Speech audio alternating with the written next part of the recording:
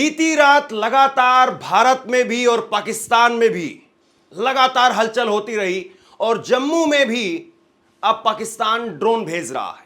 यह पाकिस्तान की हिमाकत देखिए, दुस्साहस देखिए।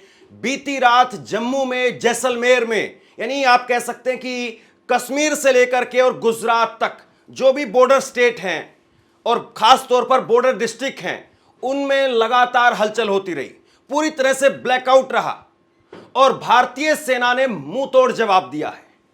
आपको ये जानकर के खुशी होगी कि हमने पाकिस्तान के 2 बेहतरीन विमान मार गिराए हैं और इस बात को पाकिस्तान ने स्वीकार किया है। पाकिस्तान के आर्मी के अधिकारी वो सामने आकर के कह रहे हैं कि हां, हमारे 2 विमान वो भारतीय सेना की तरफ से मारे गए हैं और ये विमान इतने बेहतरीन थे जैसे हमारे यहां पर राफेल है। इसके साथ में आप कंपैरिजन कर सकते हैं। अमेरिका ने ये दोनों विमान पाकिस्तान को दिए थे और पाकिस्तान के दोनों विमान मारे गए। खुद आर्मी के अधिकारी कह रहे हैं कि हमारे लिए एक बड़ा दुख, एक बड़ा खतरा और एक बड़ा धक्का है ये आर्मी के अधिकारी सामने आकर के, प्रेस के सामने आकर के इस बात को स्वीकार कर रहे हैं आधिकारिक तौर पर। दूसरी तरफ आप देखिए कि पाकिस्तान कैसे अपनी कब्र खोदने पर लगा हुआ है। एक तरफ वो स्वीकार कर रहा है कि इस वक्त में भारत के हमले का हम जवाब नहीं दे पा रहे हैं और दूसरी तरफ पाकिस्तान लगातार जम्मू कश्मीर, जैसलमेर, जालंधर, अमृतसर एयरपोर्ट, तमाम जगहों पर लगातार पाकिस्तान जो है वो अपने ड्रोन भेज रहा है। लेकिन भारतीय डिफेंस सिस्टम ने S-400, भारत का डिफेंस सिस्टम है S-400, और S-400 के जरिए पूरी तरह से पाकिस्तान के द्वारा भेजे गए ड्रोन का मुंहतोड़ जवाब दिया है।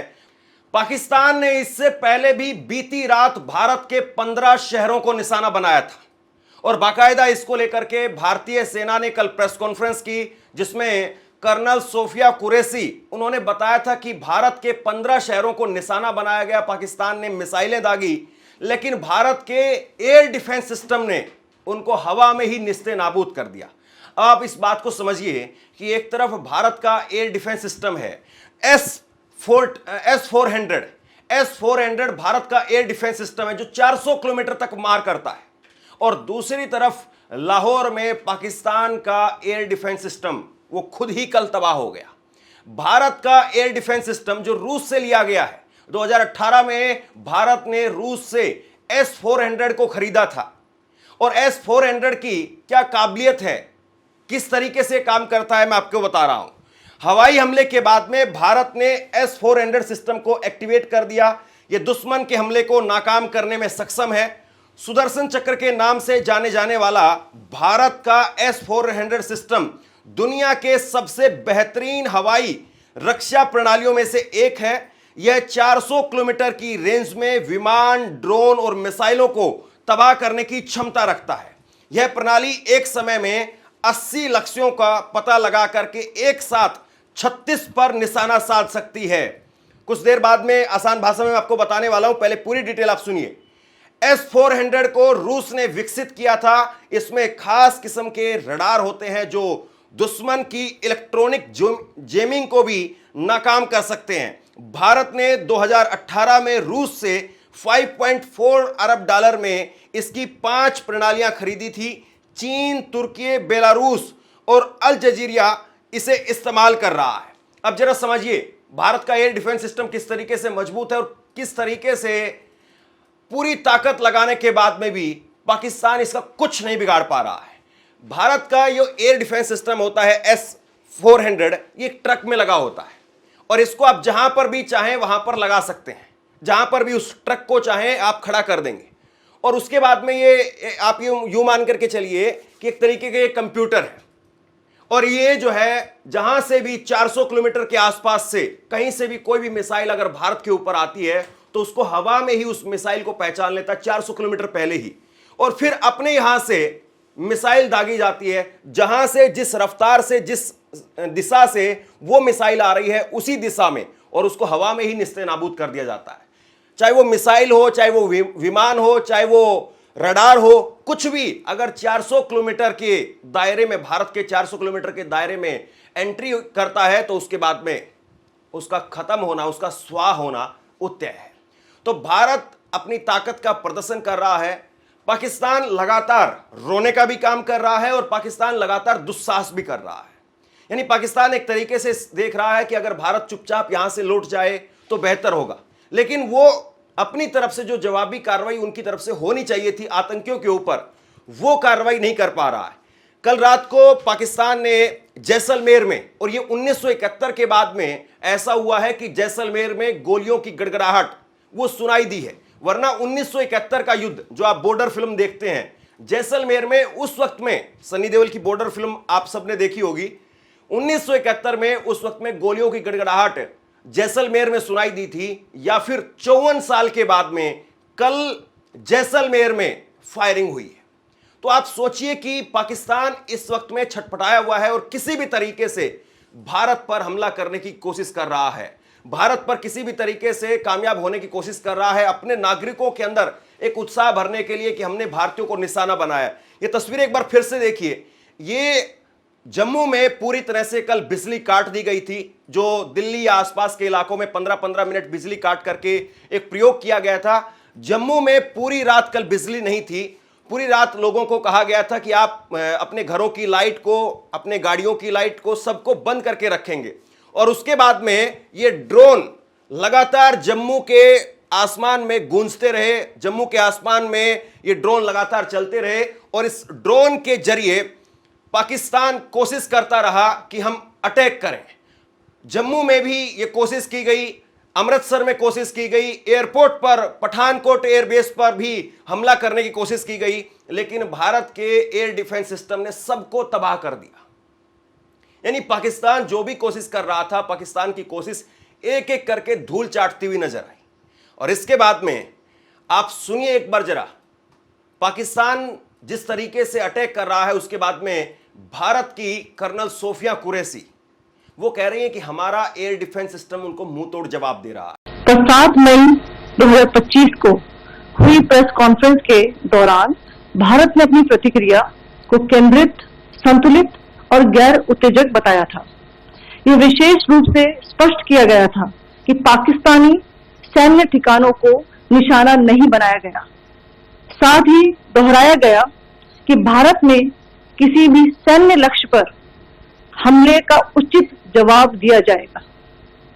7 से 8 मई 2025 की रात को पाकिस्तान ने उत्तरी और पश्चिमी भारत में स्थित कई सैन्य ठिकानों को, जैसे कि अवंतीपुरा, श्रीनगर, जम्मू, पठानकोट, अमृतसर, कपूरथला, जालंधर, लुधियाना, आदमपुर, भटिंडा, चंडीगढ़, नाल, फलौदी, उत्तरलाई और भुज पर ड्रोन और मिसाइलों से हमला करने का प्रयास किया। इन हमलों को इंटीग्रेटेड काउंटर यूएस ग्रिड और वायु रक्षा प्रणालियों द्वारा निष्क्रिय कर दिया गया। इन हमलों का मलबा कई स्थानों से बरामद हुआ, जो कि पाकिस्तानी हमलों का प्रमाण है। पाकिस्तान को भारत लगातार मुंहतोड़ जवाब दे रहा है। पाकिस्तान के कराची में, रावलपिंडी में, सियालकोट में और इसके साथ साथ लाहौर में भी एयर डिफेंस सिस्टम तबाह कर दिया गया है। पाकिस्तान के अंदर 12 बड़े शहर, उनमें बड़ा धमाका लगातार ड्रोन के जरिए भारतीय सेना कर रही है। और अगर इन शहरों को समझना चाहे और इन शहरों का क्या पाकिस्तान के लिए महत्व है, तो इस बात को समझिए। इस्लामाबाद पाकिस्तान की राजधानी है। 1967 में राजधानी के तौर पर इसको विकसित किया था, लेकिन इस्लामाबाद में इस वक्त में हालात सही नहीं है और अफरा तफरी मची हुई है।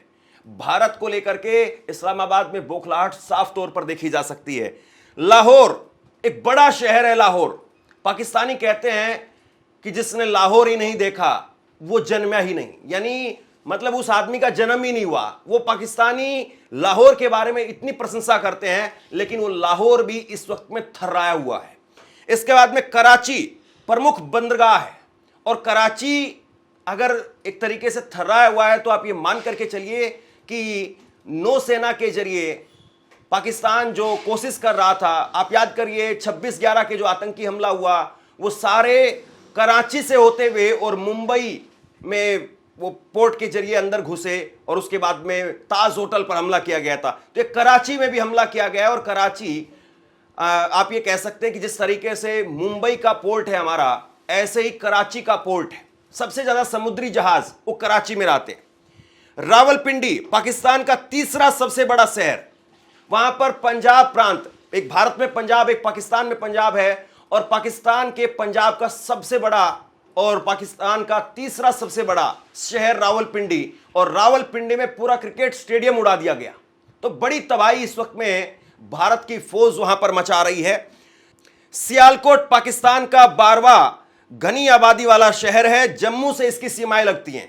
यहां पर भी, और सबसे बड़ी बात मैं आपको बताऊं, कल पाकिस्तान ने वैष्णो देवी पर भी एक तरीके से हमला करने की कोशिश की है, वहां तक ड्रोन भेजने की कोशिश की, लेकिन उन ड्रोन को भी भारतीय डिफेंस सिस्टम ने तबाह कर दिया। और कल की रात वैष्णो देवी में भी पूरी तरह से ब्लैकआउट रहा, यानी वैष्णो देवी मंदिर की बत्ती बंद कर दी गई थी सुरक्षा के लिए, एहतियात के लिए। सियालकोट में भी हमला हुआ है। पेशावर पाकिस्तान का छठा बड़ा शहर, ऐसांत क्षेत्र और खैबर पख्तूनवा प्रांत की राजधानी है पेशावर, और पेशावर में भी इस वक्त में बौखलाहट है, पेशावर में भी धमाके हुए हैं। और उसके बाद में फैसलाबाद, ये पुराना शहर है, इसे लायलपुर के नाम से जाना जाता है, लायलपुर। और इसके बाद में बहावलपुर पाकिस्तान का 13वां बड़ा शहर, आतंकी सरगना मसूद अजहर की गतिविधियों का यह केंद्र है। यहीं पर आतंकी मसूद अजहर के आतंकी ठिकाने पर सटीक हमला हुआ और उसके बाद में उसको तबाह कर दिया गया, जिसके बाद में आतंकी मसूद अजहर ने कहा कि मैं क्यों नहीं मर जाता। आतंकी मसूद अजहर के बहन, उनके बहनोई, उनके बच्चे, उनके परिवार के 10-12 लोगों को मार गिराया गया, और अब जाकर के आतंकी मसूद अजहर इस बात को कह रहा है कि मैं भी मर जाता तो अच्छा होता। मतलब आतंकी के जब परिवार के लोग मरे तो उसको मौत याद आ रही है, और वो आतंकी लगातार भारत में सालों से आम लोगों को, निर्दोष लोगों को, निहत्थे लोगों को वो निशाना बना रहे थे। तब उनको परिवार की याद नहीं आती थी, अपनों के मारे जाने का दुख नहीं होता था। चकवाल में भी हमला हुआ है, और चकवाल एक तरीके से आप कह सकते हैं कि पाकिस्तान में पर्यटन के हिसाब से एक बहुत बड़ा शहर है, और पर्यटन चकवाल में खूब होता है। तो ये पाकिस्तान के वो शहर हैं जहां पर हमला हुआ है, जहां पर भारतीय सेना ने मुंह तोड़ जवाब दिया है।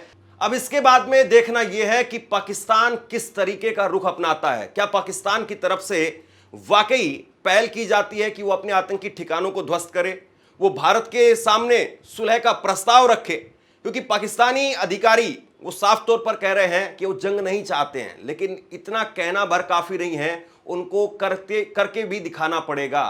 सवाल ये है। शेयर कीजिए इस खबर को, और जैसे कोई बड़ी अपडेट निकल करके सामने आती है तुरंत आपके सामने पेश करता हूं। धन्यवाद।